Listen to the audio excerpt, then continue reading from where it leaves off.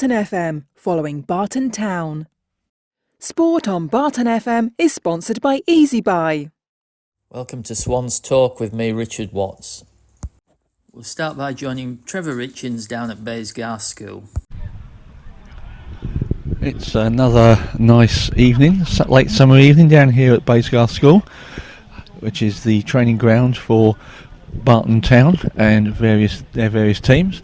So today we've got the under-16s down here who are preparing for their first league game of the season, which is on Sunday, away at Apple Frod. Going to have a word with the manager. Today, manager role is being taken by the assistant manager, Darren Mason. So we'll have a word with Darren and see how things are progressing with the team. So Darren, first game on Sunday, away. Frod Crusaders, yep. We played them last year, beat them twice. They are a year younger, so they're a good squad. They'll have improved over the summer, I'm sure. So we've got to be on it. We've got to be ready, and we've got to really take the game to them. We're away from home. We should have been at home, but the school's not available to play on this weekend, so we're going to play away. Reverse fixture. Okay. And the guys looking forward to it? Absolutely, yeah. We just had a little chinwag about what we want for this season. It's our last season of youths, and we want to showcase ourselves for being the next generation into the youth setup that's been created this year, which is a fantastic opportunity for them. So this is a large number of the under-15s from last season. There are a few missing, plus a few new ones. There's only one new one we've brought in. We lost one. And we've gained one, so he's a good player. I like him. I like his attitude, and he's a clever player. He's small, but it's something that I think will enhance our team. And everybody's fit and raring to go. Yeah, 100%. Yeah, we've worked on fitness this season. We've got an extra half an hour training a week, and we're looking for it. Okay. Okay, well, thank you for your time. You obviously need to get on with your guys' training. Absolutely. And good luck for Saturday. Thanks, Trevor. Sorry, Sunday. Sunday. Cheers. Also down here tonight, we have the first team, Nathan Jarman. Hello, Nathan. Hi, Trev. You all right? I'm fine, thank you. Yourself? Good. Yeah, good, thank you. And how are things in the team?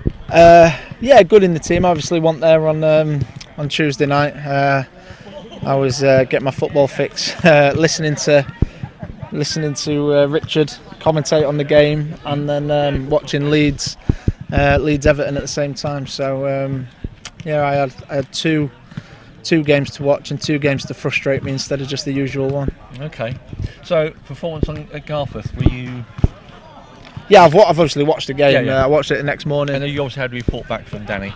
Yeah, well, I had phone calls from Danny and Tom. I had my dad. During the game, my dad was at the game watching it, and so I knew what was going on. I was listening to the commentary, and I spoke to Pete Mitchell as well. I've just had another chat with him, and I think I said was it a good point, and I think there's a bit like the game, Maltby game, where maybe a point overall is probably fair, but we could have nicked it as well. So, but it's good. It's it's a barometer of where we are at the minute, and that we're disappointed not to be, not to be converting the chances and winning games. So we're still unbeaten with 5 games and 2 wins and 3 draws. So maybe a few little changes and little nicks here and there, and we can turn the draws into wins again. Okay, well, this will go to Richard in the morning. Okay. So thank you. So you got Bottisford on Saturday again. Yeah, again. Yeah. I think we're going to play them 5 times this season at the moment. Yeah, we've got them in the league, haven't we? And then the Senior Cup, and then the league again. Yep. Is what it is. We obviously know a lot about them, and they're picking up results. They are grinding results out, and you can't fault them the way they're going. And they've played a game less. I think they're on 7 points now after 4 games. So. I think they're 7th in the league looking at it, so they're not, they're obviously not a bad team. They're really, really hard to break down, and they've added a bit of quality in deck. So yeah, it'll be another tough game. But quality in deck bacon. Right. He didn't play in the FA Cup games against us, but he's back. So we'll see. I think Mason Ellender's going to be suspended. He got sent off on Saturday. They got beat 8-0 in the FA Vars against Charnock Richard. So, but then they went and won 2-1 at. Was it Knaresborough? I think they won 2-1 at Knaresborough, which is a real tough place to go, as we know. So a bit hit and miss, but we know we'll get a real good game off them, and it'll be a tough game, and obviously we're going there to win. But yeah, we know how hard it'll be. Well, the pitch at Bottisford is not the greatest. I was trying my best not to mention it, to be honest. Okay. Obviously, some pitches are better than others. Yeah, it's funny, isn't it? Like I watched our game on yesterday morning, and our pitch looks like a 3G on camera. It's just, I know it's going to cut up later in the year, and obviously where the ground is and how much rainfall and what have you. But at the minute, I love our pitch, and Alan, the groundsman, doing such a good job on it, and obviously the chairman and the club have put a lot of money into the pitch.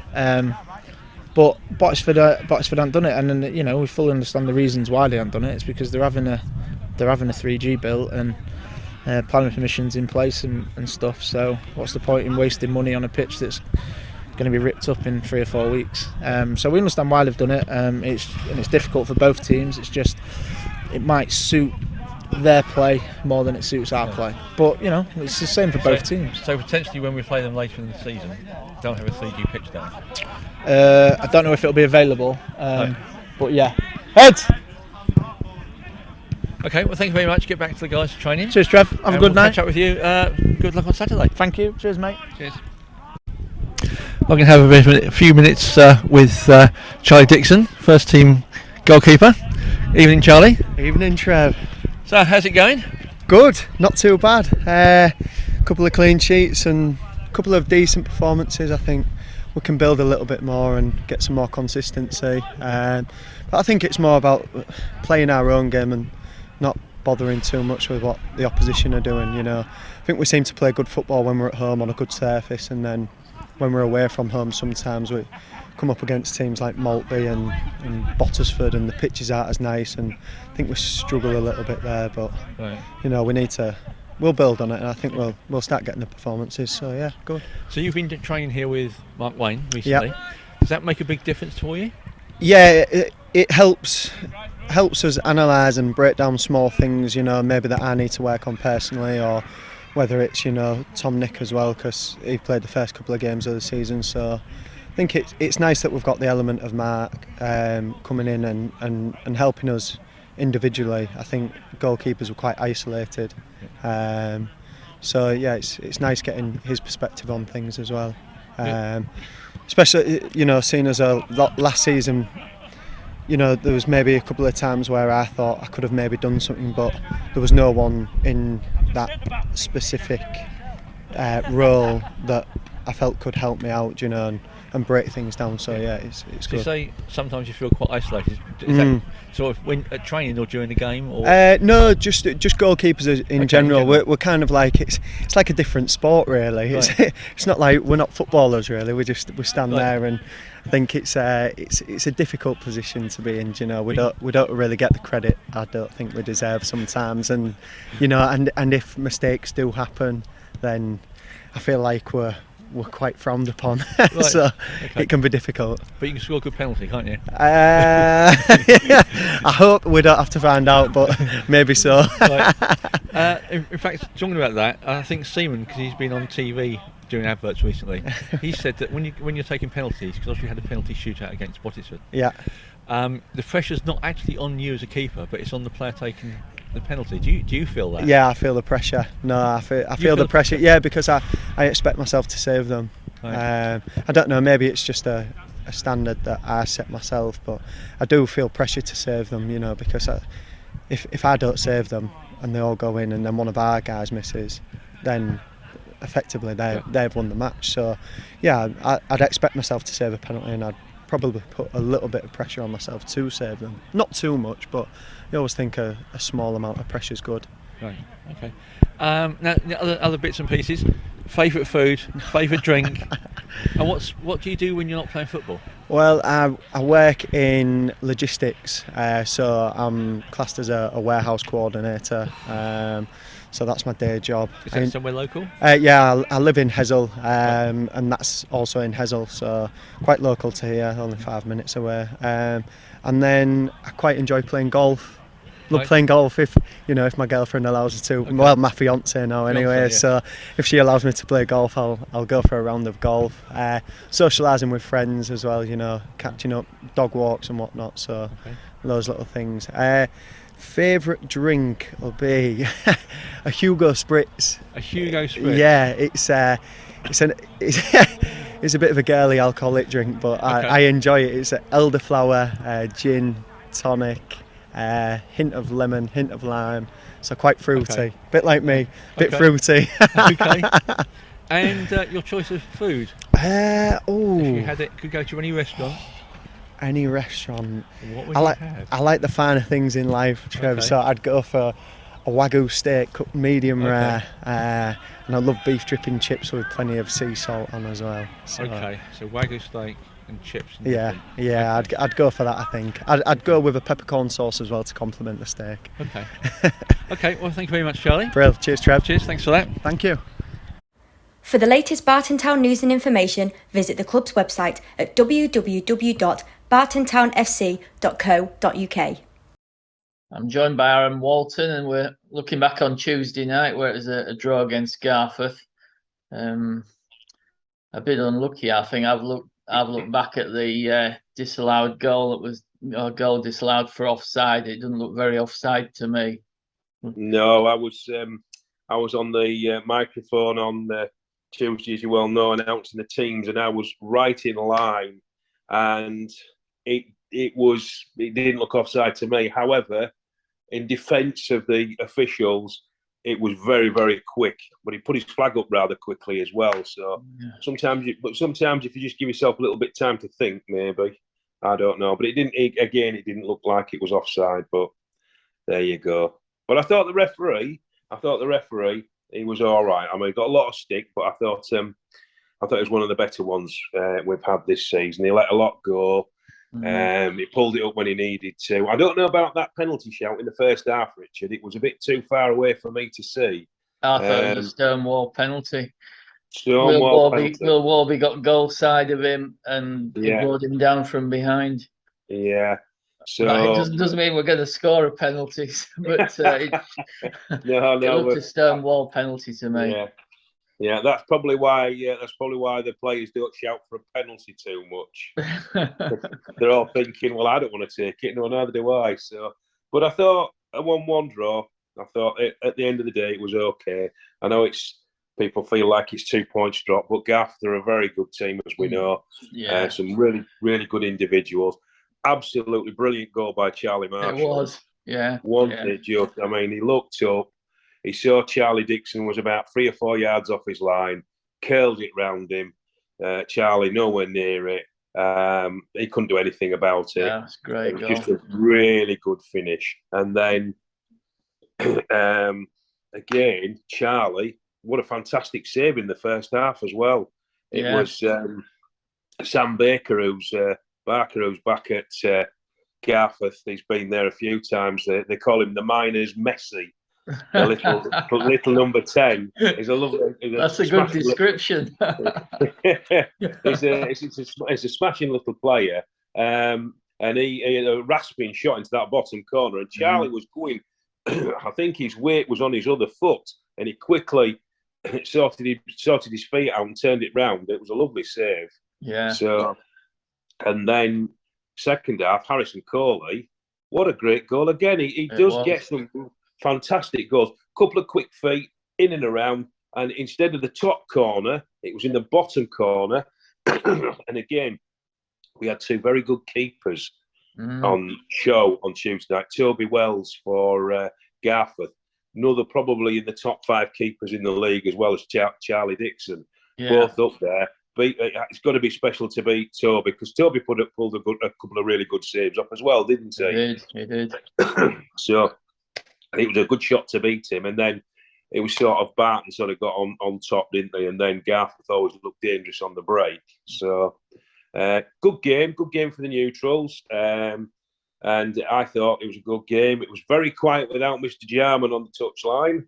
Yeah, that's right. Once it. And one thing that struck me about it was that the pace that it was played at was incredible. Wasn't it just? It no really respite was. at all. Absolutely. Those players off both sides must have come off, and their running stats must have been into 6 miles at least, 10 kilometres, you know, because incredible.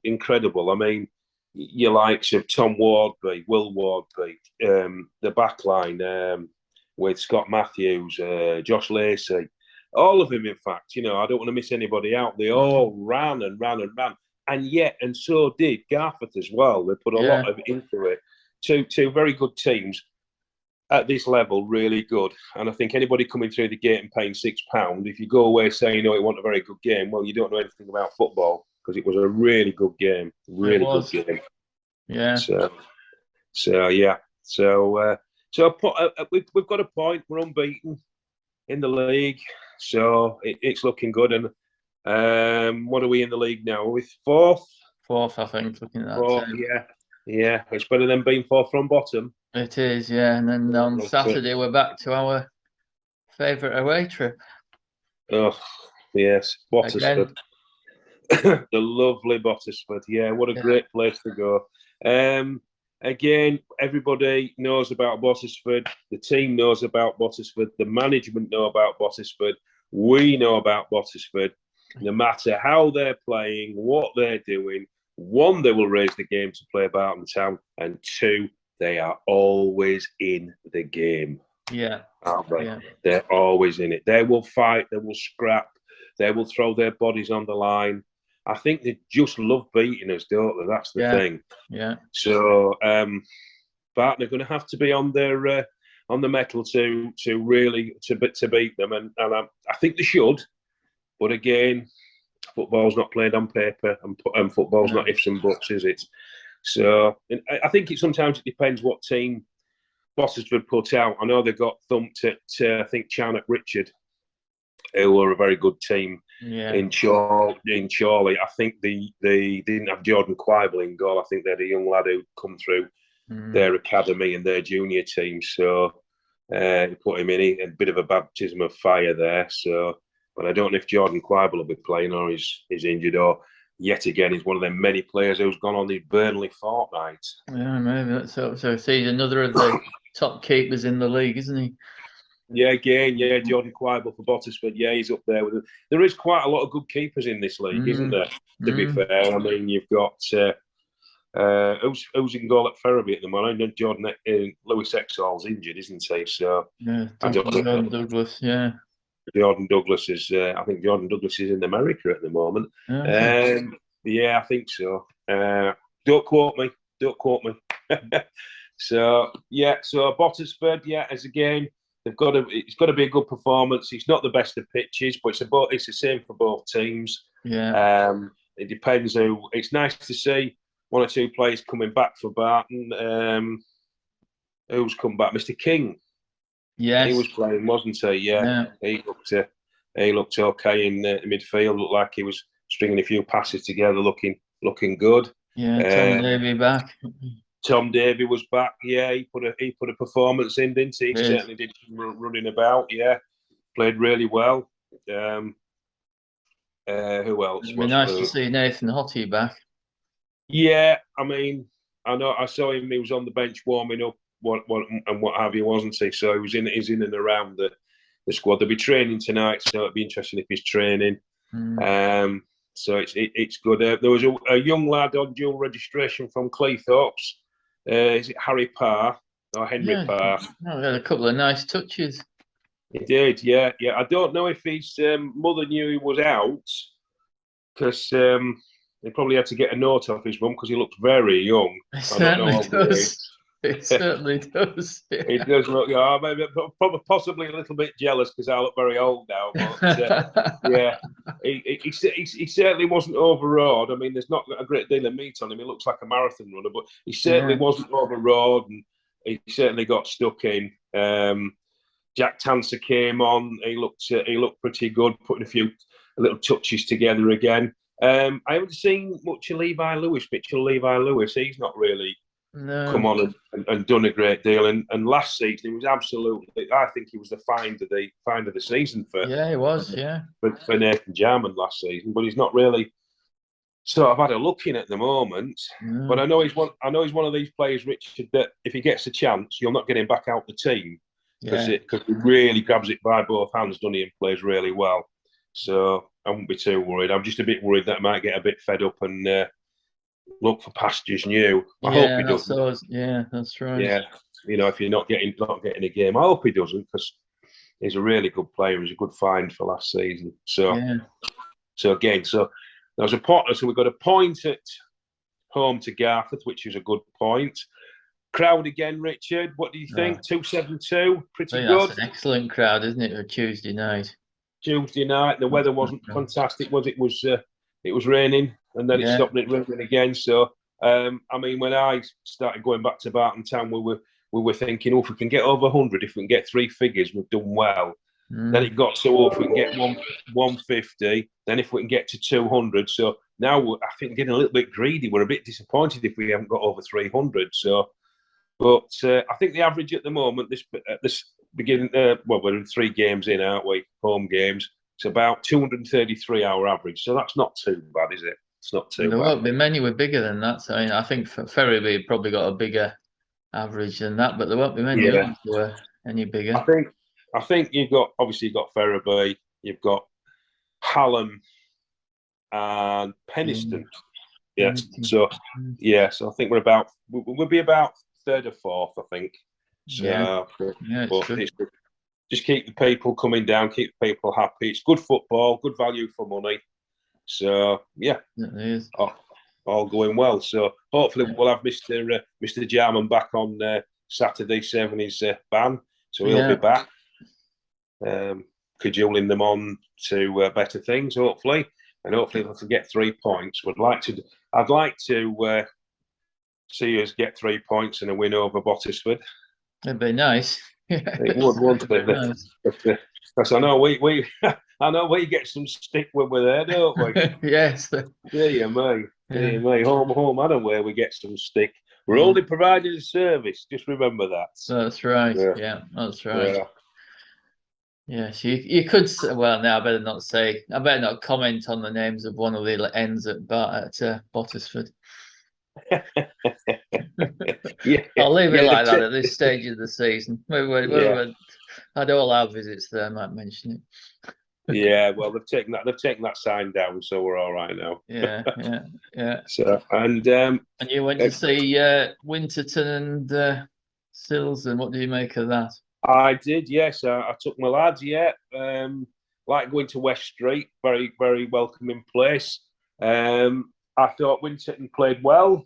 I thought Silsden don't particularly travel well on a Wednesday night because it's a long distance for them, isn't it? I mean, from virtually Keighley to the wild and wonderful place of North Lincolnshire, it's not an easy trip. Yeah. So it looked like they were a little bit rusty, still sat on the bus. Winterton went into a 2-0 lead pretty quickly.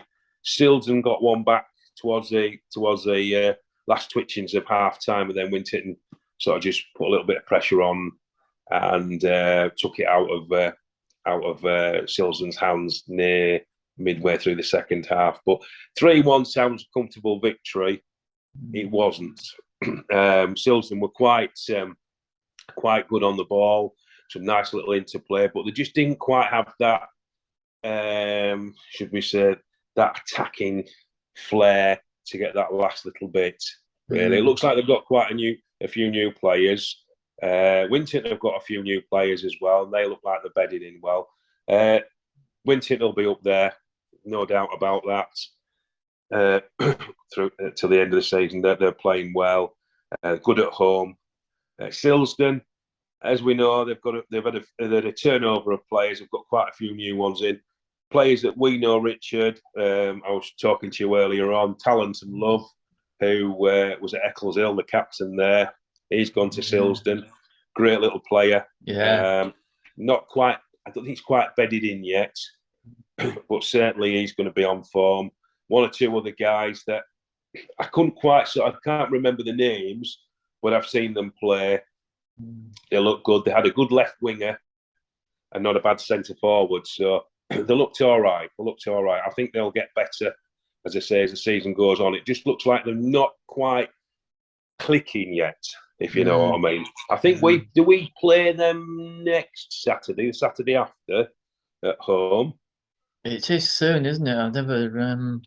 I think I looked at our fixtures, but didn't. Yeah, I think we play them not this Saturday, Saturday after at home. So that'll be interesting to see what they're like. I think we've got a little bit too much for them. However, you never know. What do we know about football? We know nothing. So yeah. So as I say, Winton, they played well. Disappointing crowd there though. It was only it's about 130 there, which is a little bit low for Winton. They usually get 200. You know, it'd be nice to see Winton get some decent crowds because it's a good setup there. Yeah, and it's a winning team, isn't it? It is a winning team. Yeah, what more can you do? Yeah. It's a very good setup there at Winton, with Barry Hoopson at the helm. He's got the club ticking over well with Wayne Turtle and one or two other helpers. It looks really good. The pitch looked in good nick as well. So yeah, so it's all hunky dory at Winton. But we're more interested. We're more interested in the Swans, aren't we? Exactly. We want the Swans to have a good season, and I think they will. Yes. So, well, it's far better placed than they were this time last season. Oh, absolutely, and they've not had a massive turnover in players, in personnel, which is always a good thing. But we seem to have not lost many. And then we had Josh Baker go, didn't we? So we'd lost quite a bit in the midfield with Josh Baker going, with James Goddard going, and then obviously we lost keeper, but we've got a good keeper in Charlie Dixon, of course. Yeah. And we lost Curtis Bateson as well. Curtis was a lot of the time on the sidelines with niggly injuries, wasn't he? As well, we never really saw the best of Curtis because he was quite a lot of the time injured. However, when he was playing, he didn't get enough protection off the referees. No, he didn't.